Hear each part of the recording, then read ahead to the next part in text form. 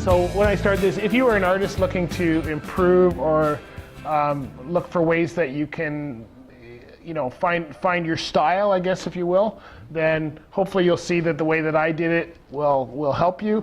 If you're looking to start a business or to get more involved with it and make money from it, then you might see that the way I started might help you as well. So I thought, when I started the comic strip, I said, what am I going to do? I said, do I want to do something that is Spider-Man? No, I'm going to do something that's original to me. So I thought about what got me to where I am now. I had a lot of pride in what I do. I respect people. I have a lot of integrity. And I thought, this is what's going to really help me. And so I started making it. Now, if you notice this one here, I'll show you the cover in a minute, but I like music. I always wanted to be in a rock band. I was a drummer when I was a teenager. So his dream is to be in a rock band. I always wanted long hair. I've never had, see, I got like no hair now, but I always wanted long hair. So I made my character to have long hair, So I put, what's that? Yeah, and he's right there. Because he's in a rock band, he's got to have long hair, right? Well, not now, but back in 1979, everybody had long hair if you're in a rock band. So, and then I made him, so some of the values, so these are this is out of one of the other issues, not the one that you've got there. And then here's the cover. So this is the first one, second one, and third one.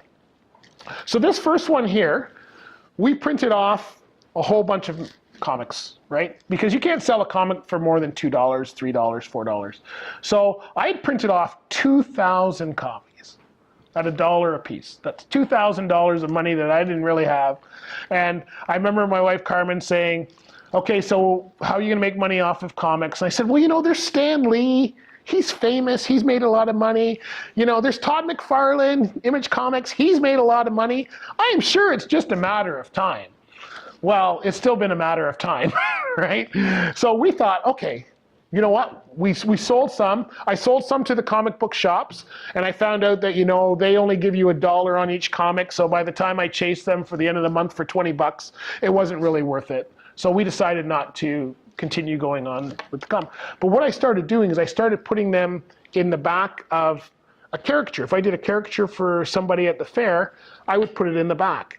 Now, before I get to the story on how that worked, I was in a contest for this. So I've only been asked to critique my work twice. I don't believe it, because I'm not a school person, I don't believe that someone else should judge your artwork. And so what I did is, when I first got into the business, I paid somebody to give me an honest critique, and they said, yes, pen and ink is your style, then you should go forward. So that one I did. The second one, I was part of this group when I put the comic out, and they had a contest. They said, okay, if you're an artist or an illustrator, you can submit into this contest, and they would send it to somebody who's already working in the children's book market to see if they like it. So myself and another artist were selected. We go to this artist's home. The other girl did very nice watercolors for children's books. It looked she was a very good artist.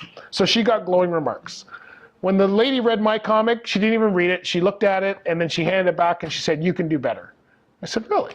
I said, did you read the comic? Because with comics, it's one thing about the art, but the story is all integrated in it. If you don't read the story, you can't really tell what's happened. So she said, no, I didn't read the story. I said, do you like comic books? She said, no, I don't like comic books. So I thought, on the way home, I was a little disgruntled, and I thought, well, you know what?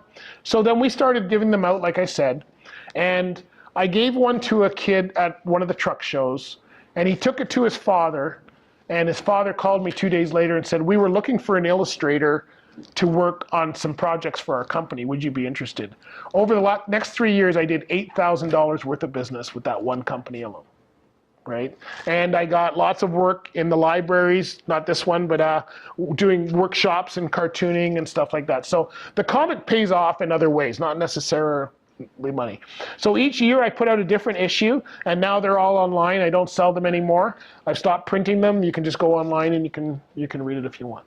So these comic books I like, but they were a big springboard. Once you do something like a comic book, and that's why if you guys are looking to get into art, start looking to do things at your school, maybe the school newsletter, or if you have a church, go to the church and say, hey, can I draw your cartoon for your newsletter or whatever it is.